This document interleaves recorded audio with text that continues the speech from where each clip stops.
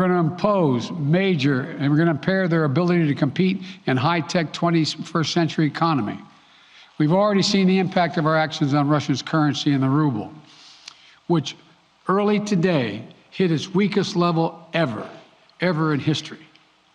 The Russia stock market plunged today. The Russian government borrowing rate spiked by over 15%. In today's actions, we've now sanctioned Russian banks that together hold around $1 trillion in assets. We've cut off Russia's largest bank, a bank that holds more than 1/3 of Russia's banking assets by itself, cut it off from the U.S. financial system. And today, we're also blocking 4 more major banks.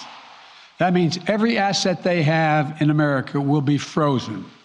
This includes VTB, the second largest bank in Russia, which has $250 billion in assets. As promised, we're also adding the names to the list of Russian elites and their family members that we're sanctioning as well. As I said on Tuesday, these are people who personally gain from the Kremlin's policies, and they should share in the pain. We will keep up this drumbeat of those designations against corrupt billionaires in the days ahead. On Tuesday, we stopped the Russian government from raising money from U.S. or European investors. Now we're going to apply the same restrictions to Russia's largest state-owned enterprises, companies with assets that exceed $1.4 trillion.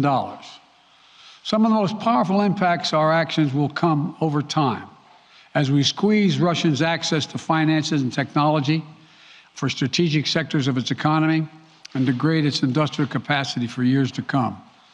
Between our actions and those of our allies and partners, we estimate that we'll cut off more than half of Russia's high-tech imports. It'll strike a blow to their ability to continue to modernize their military. It'll degrade their aerospace industry, including their space program. It'll hurt their ability to build ships, reducing their ability to compete economically. And it will be a major hit to Putin's long-term strategic ambitions. And we're preparing to do more. In addition to the economic penalties we're imposing, we're also taking steps to defend our NATO allies, particularly in the East.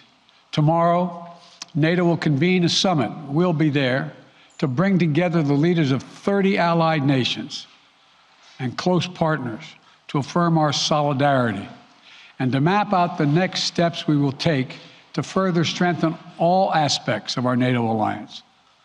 Although we provided over $650 million in defensive assistance to Ukraine just this last year, let me say it again. Our forces are not and will not be engaged in the conflict with Russia in Ukraine. Our forces are not going to Europe to fight in Ukraine, but to defend our NATO allies and reassure those allies in the East. As I made crystal clear, the United States will defend every inch of NATO territory with the full force of American power. And the good news is, NATO is more united and more determined than ever. There is no doubt that the United States and every NATO ally will meet our Article 5 commitments, which says that an attack on one is an attack on all. Over the past few weeks, I ordered thousands of additional forces to Germany and Poland as part of our commitment to NATO. On Tuesday, in response to Russia's aggressive action, including its troop presence in Belarus and the Black Sea, I've authorized the deployment of ground and air forces already stationed in Europe to NATO's eastern flank allies, Estonia, Latvia, Lithuania, Poland, and Romania. Our allies have also been stepping up, adding the other allies, the rest of NATO, adding their own forces and capabilities to ensure collective defense. And today, within hours of Russia's unleashing its assault, NATO came together and authorized and activated an activation of response plans.